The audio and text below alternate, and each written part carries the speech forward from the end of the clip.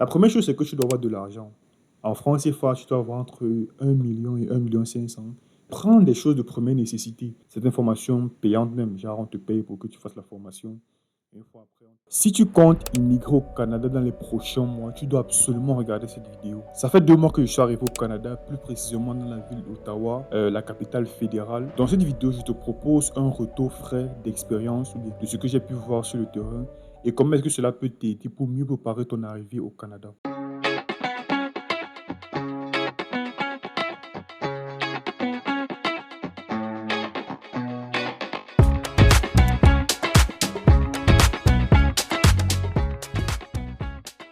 Bonjour, je suis Herman Zede, développeur back-end. Sur cette chaîne, je te parle principalement de tech et comment est-ce que tu peux t'intégrer dans le monde professionnel. Dans cette vidéo, j'ai décidé de parler de l'immigration au Canada parce que c'est un phénomène qui touche la majorité de nos jeunes et cela pourra probablement t'aider pour pouvoir planifier ton arrivée au Canada. Il faut savoir que dans cette vidéo, je parle principalement de ceux qui vont arriver du côté anglophone parce que du côté francophone ou bien du côté du Québec, j'ai pas vraiment d'informations là-dessus. Premièrement, nous allons parler du choix de la ville. Le choix de la ville est très crucial, dépendamment du projet que tu as, bien des projets que tu as sur le court, moyen et long terme. Personnellement, en arrivant, j'avais bien évidemment des objectifs, mais cela n'a pas forcément influencé, mais cela n'a pas vraiment influencé le choix de la ville. Parce que bien évidemment, je ne connaissais pas les réalités du territoire.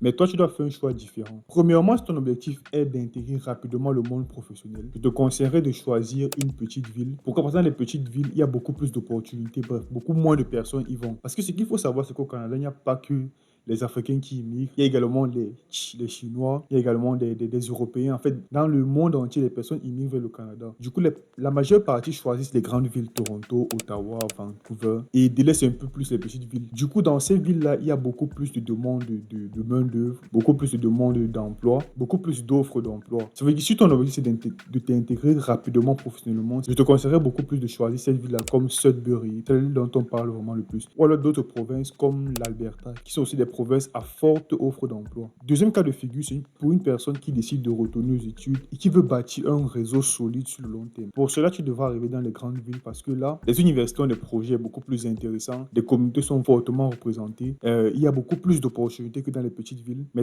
ces opportunités, les saisir demeure quand même compliqué.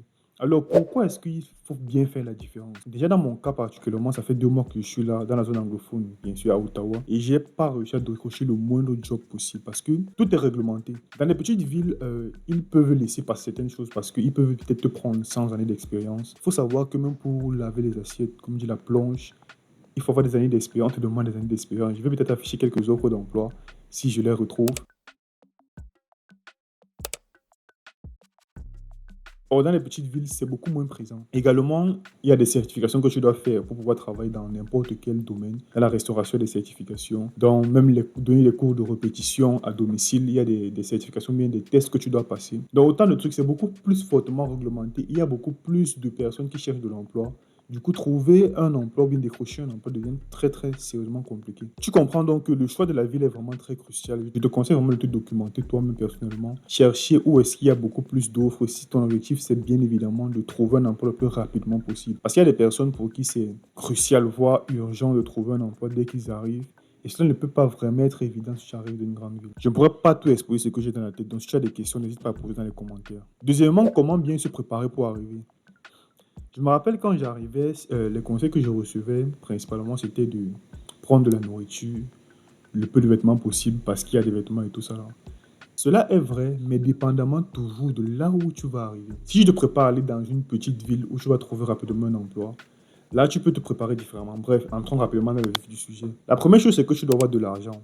En France, CFA, tu dois avoir entre 1 million et 1,5 million qui vont te permettre de tenir sur les 2 à 3 premiers mois. Parce que je te garantis que même si tu arrives dans une petite ville, rien ne te garantit à 100% que tu vas pouvoir trouver quelque chose. Et il y a souvent des situations qui se posent, tu es obligé de sortir de l'argent, soit par erreur.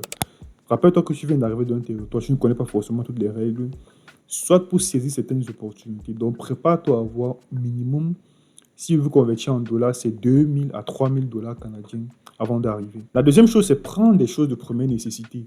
L'erreur que je pense que l'erreur que j'ai commise, c'était de prendre de la nourriture ou bien des vivres sèches, tout ce qui était séché, tout ça là.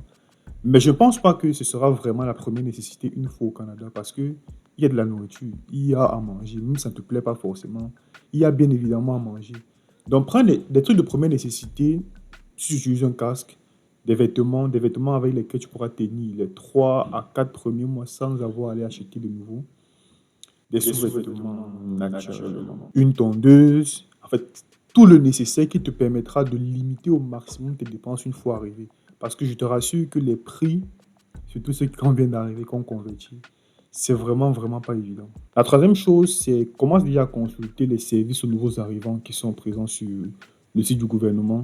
Il y a certains services que tu peux contacter même avant ton arrivée et qui peuvent déjà t'éclairer sur comment est-ce que tu dois te comporter une fois arrivé sur le territoire. Bien évidemment, tout ce que je dis, tu dois les vérifier toi-même, tu dois faire tes propres recherches. Moi, je suis juste là pour donner un retour d'expérience et un peu éclairé sur certaines zones d'ombre que nous avons quand nous ne sommes pas encore arrivés. La troisième chose, une fois sur place, comment est-ce que tu te comportes? Qu'est-ce que tu fais une fois sur place?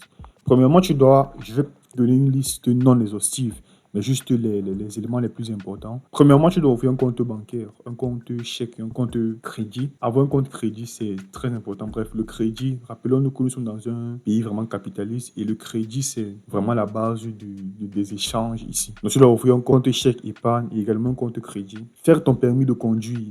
Nous sommes en Amérique du Nord. Le permis de conduire te permet de saisir certaines opportunités. Troisièmement, je l'ai déjà dit, te diriger vers des services aux nouveaux arrivants. Ce sont eux qui vont t'éclairer sur ton insertion, l'aide à la recherche d'emploi, les conseils d'orientation, surtout pour savoir quelle formation est-ce que tu dois faire, quelles sont les formations gratuites offertes par le gouvernement. Certaines formations payantes même, genre on te paye pour que tu fasses la formation. Et une fois après, on t'insère dans le monde professionnel.